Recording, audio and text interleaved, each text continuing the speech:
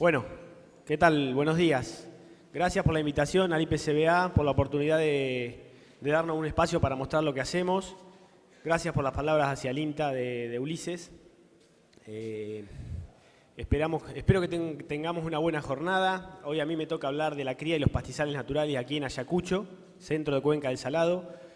Yo vengo de un poquito más al norte, de Chascomús, norte de Cuenca del Salado, con características bastante similares, y conozco bastante Ayacucho porque es el pueblo de mi mujer, de la familia de mi mujer que vive aquí, así que vengo bastante, tengo un cariño especial por Ayacucho.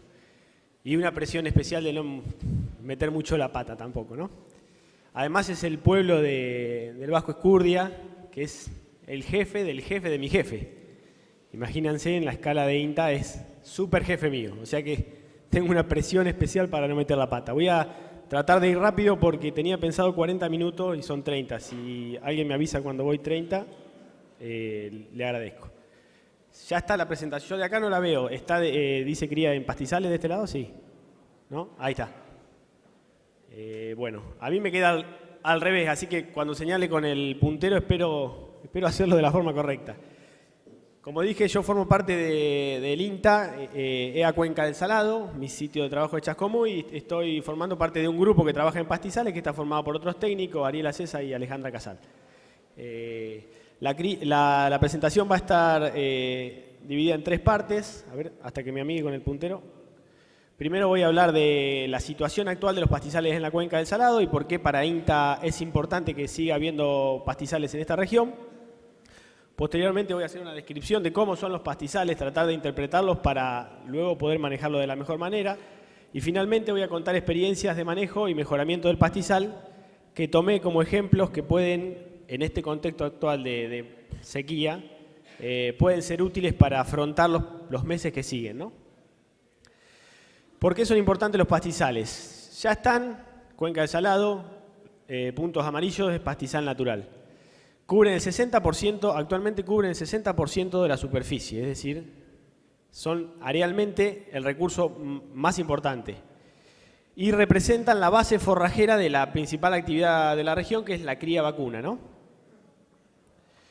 Si vamos específicamente a la superficie destinada a la cría, perdón que me tengo que amigar con el puntero. Si vamos específicamente a la superficie destinada a la cría, lo voy a hacer, ¿ahí se ve el puntero? Bueno, lo voy a hacer así más fácil. El 80% de la superficie destinada exclusivamente a la cría es pastizal, o sea que es más que importante. Particularmente en el partido de Ayacucho, esto es la fuente que tomé, es el Laboratorio de Análisis Regional y de Detección de FAUBA, que censa y monitorea periódicamente el estado y condición de los pastizales en Cuenca. Es un programa que se hizo con fondos de IPCBA y que participó INTA y ACREA, y que hoy nos dice qué superficie se dedica a cada cultivo o pastura.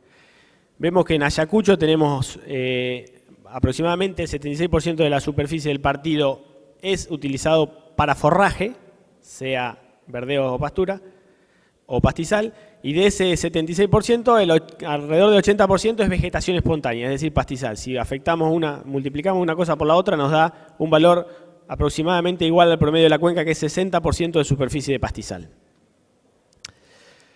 ¿Por qué está? Tiene muchas especies que le permiten sobrellevar sequías e inundaciones, y de esto sabrán bastante los que son de la región. Esta es una foto de la sequía 2008-2009, que nos hace acordar en algunos lugares mucho a cómo estamos ahora. Esto es una foto de inundación 2014, podría haber sido una foto de enero del 2018 y de agosto del 2017. Digamos, el año pasado tuvimos las dos cosas a la vez. Porque la región se caracteriza por ser extremadamente plana y tener estos eventos, no son cuestiones extraordinarias. Los pastizales de nuestra región evolucionaron en forma conjunta con este tipo de eventos. Y quien tenga muchos años sabrá que cada tanto vamos a tener una inundación y cada tanto vamos a tener una sequía. Y las especies que están sobreviviendo hoy después de tantos años son las especies del pastizal natural. En general, luego que se retira el agua de un pastizal, tarda un poquito más, un poquito menos, pero se acomoda. Luego que se retira el agua de un verdeo o una pastura, si lo inundó, lo mató. Entonces, los pastizales dan cierta estabilidad en el sistema ante este tipo de problemas. Lo mismo posteriormente a una sequía. Puede quedar más o menos degradado, pero queda, sigue. Ahora, ¿qué características tienen nuestros pastizales? Vamos a hablar de cómo es su producción. Producen durante todo el año y acompañan los requerimientos del rodeo de cría. Vamos a tratar de interpretar esta curva, a ver si se las puedo explicar, porque después la vamos a seguir viendo. Esto, en este eje está la producción mensual. ¿Cuántos kilos de pasto por mes produce el pastizal? En septiembre produce alrededor de 300 kilos, en noviembre 550 y en junio 100 kilos en todo el año, ¿no? Esto está hecho en base a la misma fuente del ARFA-UBA. Gracias a que está esto, tenemos un montón de datos de un montón de campos de un montón de años y podemos establecer una curva promedio de crecimiento del pastizal. Tiene un gran crecimiento en primavera-verano y se cae mucho en otoño-invierno. Y este es el desvío del crecimiento, es decir, años buenos puede crecer bastante más, años malos como este puede crecer bastante menos. Que sea malo o bueno en general lo va a determinar esta época del año, porque aquí años buenos o años malos no va a haber gran variabilidad. En primavera-verano lo que determina la producción es la lluvia. En el invierno no, en el invierno es la temperatura. La lluvia varía mucho más que la temperatura, entonces las variaciones más grandes se dan en primavera-verano. ¿Qué pasa? En primavera-verano se genera el 80% de la producción de pasto de todo el año. En invierno se genera nada más que el 20%. Cualquier variación en esta estación afecta mucho más que una variación aquí. ¿Por qué les quise mostrar esto y hablarlo medio en detalle? Porque, ¿cómo estamos hoy? Bueno, antes que eso decirles que, acá decía, acompañando los requerimientos del rodeo. En general, los requerimientos de un rodeo de cría van en aumento desde la aparición, aumentan en forma constante hasta el destete, que en general es marzo-abril, en esta época que estamos tratando de sacar los terneros. Quien no los sacó estará pensando en sacarlo por la falta de pasto. Ahí cae bruscamente los requerimientos de nuestro rodeo para volver a crecer con la nueva gestación. ¿Qué pasa? En general, nosotros venimos con exceso de pasto en primavera, digamos. Por más de que el año haya sido malo, que sería la curvita esta, el pasto en general es suficiente en primavera. Ese exceso en general se traslada hacia otras épocas, más de verano y sobre todo al otoño-invierno. Hablo de campos que tienen la base forrajera fuerte de pastizal natural. Hay campos que ajustan su carga a la primavera y este exceso son potreros que cambian de uso y hacen reservas, hacen rollos, hacen silo, hacen diferido, etc. ¿Por qué cuento esto? Porque la seca en estos primeros meses quizá no se note o no se haya notado, a pesar de que ya no llovía, porque como aún en años de bajas precipitaciones el forraje es suficiente. Entonces la condición de la vaca en general se mantiene y lo que vemos es que se ha mantenido. Incluso hoy la vaca todavía está en buenas condiciones. Por supuesto que estoy hablando de que hay una variabilidad inmensa, porque hay gente que ha recibido muy buenas lluvias y hay gente que no ha recibido nada. Hoy mismo hablaba con un técnico de aquí mismo que me dice que la zona de Labardén está hermosa, la zona de Udaquiola está totalmente seca. Esta situación de irregular en cuanto a las precipitaciones se repite en casi todos los partidos de la cuenca. ¿A qué iba? Me perdí por hacer el comentario. Sí, que la vaca aún hoy se ve bien, incluso los primeros tactos están dando bien, a pesar de que estamos en una situación de seca. Ahora, el pasto que tendríamos que haber tenido como excedente no está y posiblemente empezamos a sufrir si no hacemos nada para prevenirnos la seca a partir de ahora un poco más. Esta es la curva de la producción del pasto de este año. Es decir, estamos en un año de seca, ¿no? Con variabilidad, por supuesto. Para que esto sea el promedio de la zona, hay gente que está bien y hay gente que está muy mal. Hipotetizando en base a datos a este tipo de datos, podemos pensar lo siguiente. Si nosotros terminamos marzo así, hubo alguna lluvia el fin de semana pasado que en algunos lados fueron buenas, en otros lados fueron no tan buenas. Si terminamos marzo así, vamos a haber acumulado en el periodo de mayor producción de pasto un 23% menos de pasto que lo que deberíamos haber acumulado. Esto es hacer la cuenta de esto, la relación entre lo que debería haberse acumulado y lo que realmente se acumuló. Ese 23% menos de pasto que falta, tenemos la posibilidad que solamente con el pastizal lo acomodemos. Fíjense cuánta puede ser la variabilidad en otoño-invierno. Por más de que venga un muy buen invierno, el pastizal solamente, si no hacemos nada, estos son datos promedio de un manejo tradicional de pastoreo, digamos, entre continuo y rotativo. Si no hacemos nada, no nos va a alcanzar. Ahora, estamos a tiempo de hacer varias cosas. Estamos en marzo, estamos en época de destete, estamos en época de tacto, estamos en época de hacer el balance forrajero y decidir qué vamos a hacer para el próximo invierno. Por supuesto, el pastizal no es el único recurso. Hay campos que además tienen reservas. Logramos hacer los rollos, logramos picar el sorgo, tenemos un sorgo diferido, como acumulado, con buena acumulación. Cada uno tiene que saber dónde estar más o menos parado. Hay varias alternativas. Una es, digamos, si el balance da negativo, afectamos o la demanda, que es acomodar la carga, tactar y sacar la vaca vacía, sacar la vaca vieja, ver con cuántos terneros vamos a quedar. Habrá que ver qué es lo que más nos conviene. Y por el otro lado, ver qué podemos hacer sobre el pasto para tratar de mejorar la oferta venidera. Y en eso se va a enfocar la charla mía, en tratar de ver qué podemos hacer sobre el pastizal, que es el recurso más común, para tratar de llevar esta curva lo más arriba posible. En resumen, muy posiblemente tengamos al menos 20% menos de forraje que años promedio en el pastizal. Vuelvo a aclarar en el pastizal porque los verdeos de invierno todavía no se han sembrado y puede ser que les vaya bien. Las pasturas, de acuerdo a cómo hayan quedado después de la seca, puede ser que se acomoden o no. Pero bueno, estamos en una situación de que hay que estar alerta y tomar decisiones lo más rápido posible.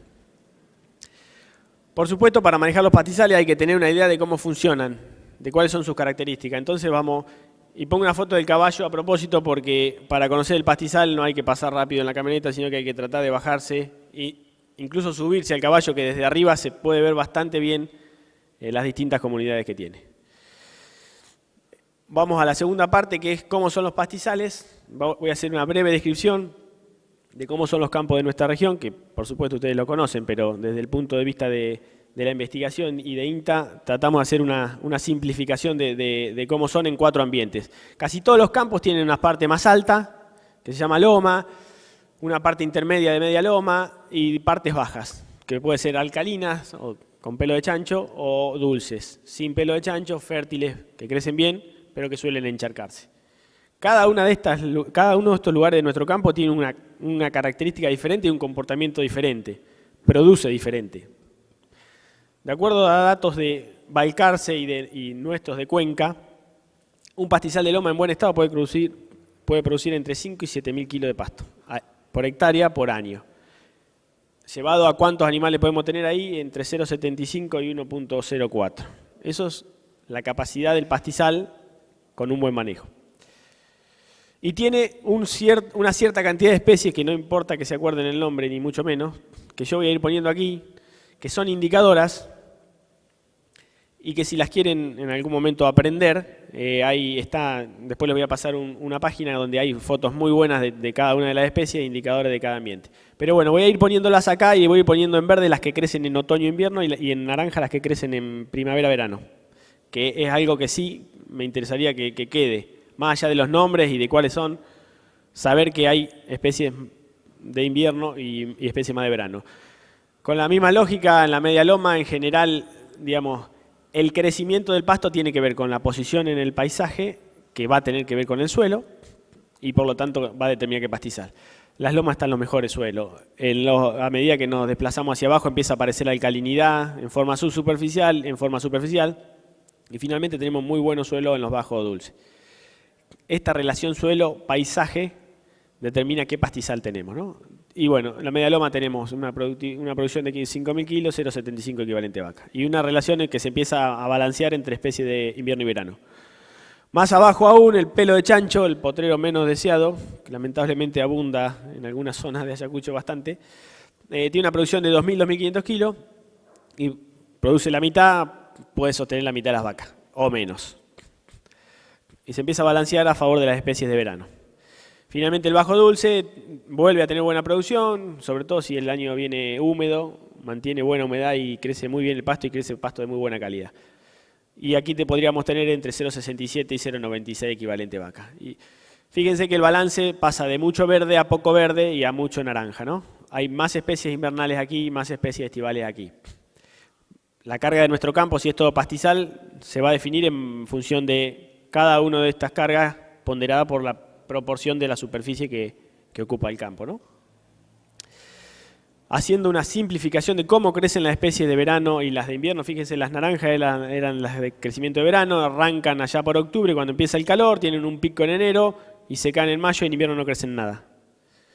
Y las otras especies tienen un crecimiento muy bueno en la primavera, baja en verano por la temperatura, en general encañan aquí, son los raigraces, la flechilla, las estipas.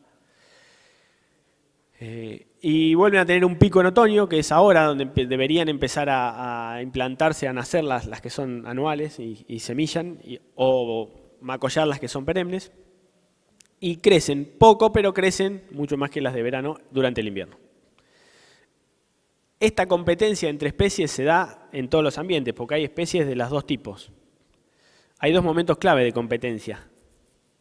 Y les digo, y les puse esta curva para que vean qué tendríamos que hacer si quisiéramos propiciar especies para el verano o para el invierno. Uno de los momentos clave es el inicio de la primavera. Aquí las especies de verano empiezan a crecer. Si hay mucha especie de invierno, va a estar sombreada, no va a crecer. Le va a costar mucho arrancar. En general, en septiembre no hay mucha especie, no nos sobra nada. En general el campo está bastante pelado. Entonces, en general, las especies de verano crecen fácilmente solas.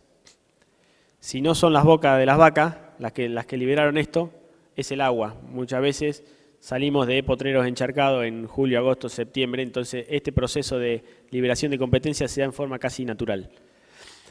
El otro proceso que no se da en forma natural, que posiblemente este año sí se dé, pero en general no se da, es la competencia que se da en el otoño, en esta época.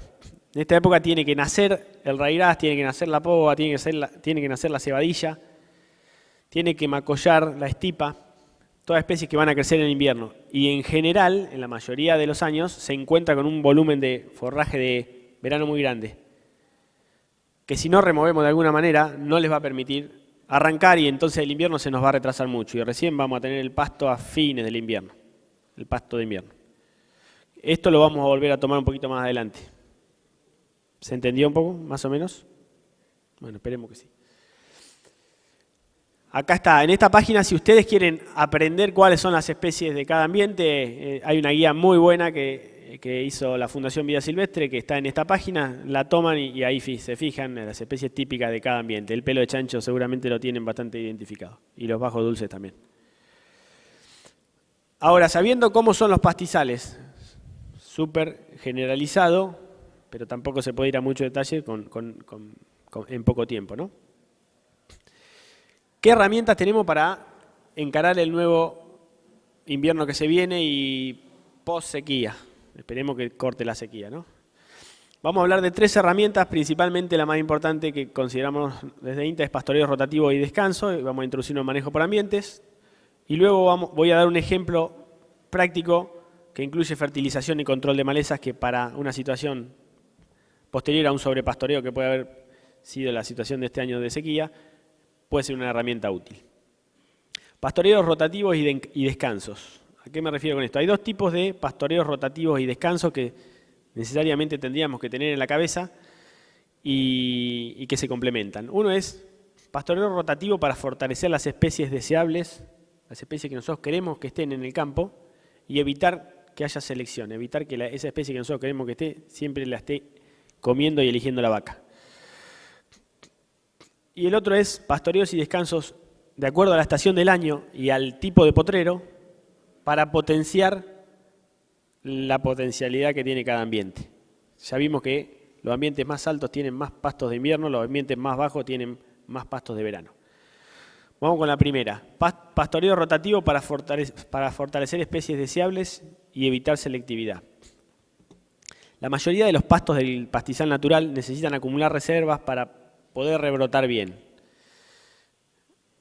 Nivel de reserva Esto sería la raíz más la base del tallo. Muchas reservan en raíz, muchas reservan en base de macollos. Y esto sería la planta arriba.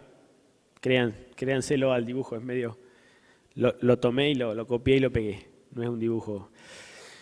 Cuando la planta está en buen estado, 15, 20 centímetros, y sabemos que tiene buenas reservas, podemos hacer el primer pastoreo. ¿Cómo rebrota esa planta? Esa planta empieza a utilizar reservas, a traslocar desde sus raíces y de la base de sus tallos para rebrotar. Porque al quedar casi sin hoja no tiene la capacidad de captar la energía del sol y no puede fotosintetizar. Entonces el primer rebrote va en función de las reservas. Empieza a usar reservas hasta que la agota y llega un punto que después que empieza a cargar reservas de nuevo, cuando ya tiene un tamaño de hoja importante. Si nosotros tenemos las vacas todo el año en el potrero, y la vaca puede elegir dónde ir en cada momento, posiblemente el segundo pastoreo, en un pastoreo continuo, sea cuando está el rebrotecito tierno, que es cuando tiene más calidad y que cuando la vaca lo va a elegir. Si tiene una planta muy alta y una planta peticita rebrotando, va a ir ahí, porque tiene más calidad. Entonces a esa planta le vamos a estar afectando las reservas. La comimos de nuevo y el siguiente rebrote va a ser cada vez más lento. Y se empiezan a enanizar las especies. Y en algún caso a desaparecer las especies que la vaca elige. Esto pasa. Y por lo tanto en pastoreo continuo se empieza a degradar la condición del pastizal. Y pastoreo continuo puede ser con vaca o puede ser con los caballos que están todo el año en el mismo potrero, o con las ovejas que están al lado de la casa y están todo el año en el mismo potrero. Y son poquitas y el potrero es grande, ahí sí, bueno, más oportunidad de elegir la mejor especie. Sean las ovejas, sean las vacas o sean los caballos, quien esté. Si son poquitas y están todo el año, van a picar la leguminosa primero, el lotu, el trébol blanco, y cuando no haya más van a agarrar las mejores gramíneas y después, bueno, le va a quedar lo que le va a quedar. El pastoreo continuo con cualquier animal y con cualquier carga tiene perjuicio sobre la condición del pastizal. Si nosotros en lugar de haber pastoreado acá, dejamos que... 5 me quedan... Uy, voy re lento, perdón. Si dejamos que acumule reserva, el rebrote va a ser mucho más rápido. Vamos a acelerar. ¿Cómo sabemos cuánto potrero tenemos que hacer? Estos son los días de uso y de descanso, y estos son los números de potrero. Si tenemos un solo potrero, van a estar usándose 365 días. Si tenemos 2, lo vamos a usar la mitad del año y la mitad no. Hay un número de potreros mínimo, a partir del 4, digamos, esta curva de días de descanso ya se empieza a aplanar. Tener de 4 a 5, a 6, a 7 ya empieza a ser más o menos lo mismo. Tendríamos que tener por lo menos 4 potreros por rodeo. Es decir, si tenemos las vacas, la vaquillona, los toros y los caballos, tendríamos que tener 4 por 4, 16 potreros. Es decir, número de potreros por rodeo, porque no vale de nada tener 8 potreros si tenemos 8 rodeos. O agrandamos el número de potreros o achicamos el número de rodeos. Vamos al otro tipo de descanso para potenciar ambiente. Supongamos que este es el campo y afortunadamente pudimos separar la loma, la media loma, el bajo alcalino y el bajo dulce. En general hay muchos potreros que son overos, que tienen un poco y un poco. Al que es overo, pongámosle un nombre. Si predomina el alcalino, pongámosle bajo alcalino y tratémoslo así. Y si es posible separarlo por ambiente, mejor aún. ¿Qué nos va a permitir separarlo por ambiente? Manejar estos pulsos de competencia, sobre todo el del otoño. Y los dos, de primavera y otoño. Descanso de otoño, digamos, podemos limpiar esa competencia en el otoño en los ambientes altos para que se instalen las invernales y producir pasto para la aparición. Y en el otro caso, la primavera, que hablamos que se da casi naturalmente, limpiar en primavera y descansar para que se produzca pasto para la primavera. ¿Cómo enganchamos esto con el manejo del rodeo? Y se lo voy a mostrar con un ejemplo práctico que hace 4 años estamos llevando adelante en Chascomús. Estamos en destete ahora, fin de invierno, principio de otoño. ¿Qué tendríamos que hacer? Pastorear intenso las partes altas que sabemos que tienen más especies invernales. Esto es un ejemplo de un potrero de Intecho, un campo que está sobre la laguna de Chascomús. Fíjense los arbolitos acá que después lo van a ver en la foto. Era un potrero todo uno que en algún momento se hizo agricultura en la parte de media loma hasta que los números no dieron, la laguna se salía, se abandonó y nos lo dieron y dijimos vamos a separarlo por ambiente, vamos a separar lo alto de lo bajo y vamos a empezar a manejarlo por ambiente. Pastoreamos intenso otoño, marzo, abril. Acá están los árboles que le mencionaba, hacia allá va el bajo. Pastorear intenso significa esto, remover este forraje que quedó de verano que nos va a estar sombreando las de invierno, con mucha carga en pequeña superficie. La forma de pastorear intenso y lograr un impacto animal es mucha carga en poca superficie, franjeando, taca, taca, taca, cosa que los animales todos los días tengan algo para comer. No vale echarle las vacas y que estén un mes limpiándolo a todo el potrero, porque ahí la vaca se va a resentir, va a empezar a comer bien y cada día un poco peor. De esta forma va a comer todos los días lo mismo y la vamos a poder apretar. Terminamos de pelar y nos vamos al bajo a comer el forraje de verano diferido. Esto del bajo, mayo-julio, bajo, pelo de chancho. Pelo de chancho y bajo dulce. Si lo franjeamos nos podemos comer el pelo de chancho. Si el pelo de chancho está verde, nos lo podemos comer. Si al pelo de chancho lo descansamos y logramos, perdón, me fui para cualquier lado, un poquito más de cobertura, empieza a aparecer esta otra que se llama Paspalum vaginatum, que le da un poquito más de calidad al pelo de chancho y se asocian. Y lo podemos comer porque la vaca ya está destetada. Ya le sacamos el ternero y la podemos apretar ahí. Y aguantar la loma, que las invernales vengan. Si nacen y le echamos la vaca, no las vamos a tener. Es como una pastura, si uno la siembra y a los 45 días le echa la vaca, nadie ni lo piensa, la pierde. En este caso, en un campo natural, hay que hacer lo mismo, hay que esperarlo a que se instale. Terminamos de comer el forraje diferido, se acerca la aparición, volvemos arriba. Nos vamos a la loma nuevamente y lo franjeamos para ir viendo cuánto nos va quedando. Esto es el InTech. Fíjense que acá están los mismos arbolitos que estaban en la foto anterior. Fue darle luz a las invernales y darle tiempo para que se instalen.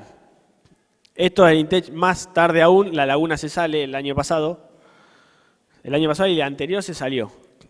Tenemos pasto de invierno que crecen. Esta es la mejor foto que tengo, obviamente que no todos los años está tan lindo, no se crean que es tan mágico. Pero sí pasa, este es el cuarto año que lo hacemos, los otros 3 años nos fue muy bien. Este pasto crece en invierno, lo come la vaca y rebrota. No es pasto seco acumulado del otoño que lo come la vaca y no rebrota, es pasto de invierno. Y es pasto en la parte alta del campo, donde la vaca va a parir sin que el ternero se le muera bajo el agua. Terminamos de comer el invierno, nos vamos al bajo de nuevo durante el verano y le damos alguna comida a la loma. Otra cosa otras 2 fotos que traje que puede ser el caso de acá, potreros de media loma invadidos con festuca tóxica. ¿Qué hacemos en manantiales? Yo trabajo en la chacra manantiales. Esos potreros los cerramos al principio del verano para evitar problemas de festucosis. Los cerramos, acumula un montón de pasto, llegamos al otoño y hay que pelarlos. A veces, como este año lo pelamos con vaca porque nos faltó pasto. Otros años no ha sobrado pasto en primavera y lo que hacemos es hacer rollo. De una u otra forma removemos el forraje seco de otoño y damos luz para el macollaje y para el nacimiento de otros pastitos de invierno. ¿Qué nos da esto? Esto de un lado es sin enrollado o sin pastoreo y del otro lado con pastoreo. Nos da un pasto de distinta calidad.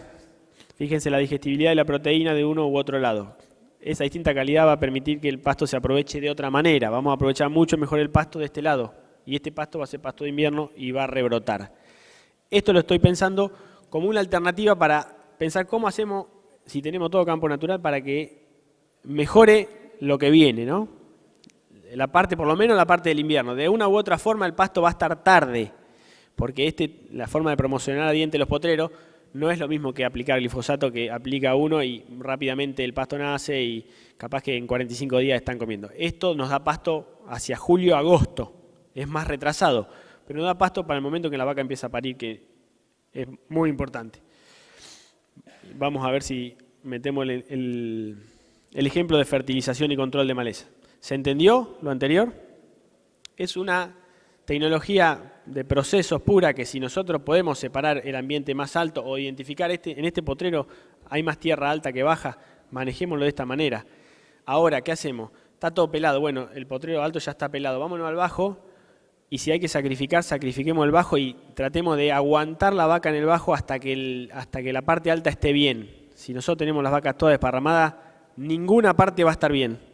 Ninguna parte va a tener la oportunidad de crecer. Ahora, ¿cuál va a crecer? La que tiene pasto de invierno. Así que esa es la que hay que aguantar y tratar de cerrar ahora. Otro ensayo, otro ejemplo que lo tomo porque se hizo posterior a la sequía 2008-2009. En un campo hicimos distintos tratamientos a partir de un campo degradado por sobrepastoreo. Tomamos 5 franjas, un testigo donde solamente hicimos este manejo por ambiente.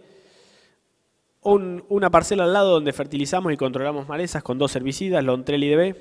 Otra parte donde solo fertilizamos, otra parte donde solo controlamos malezas con los 2 herbicidas y otra parte donde usamos un solo herbicida. Y durante 3 años vimos qué pasaba con la producción de forraje.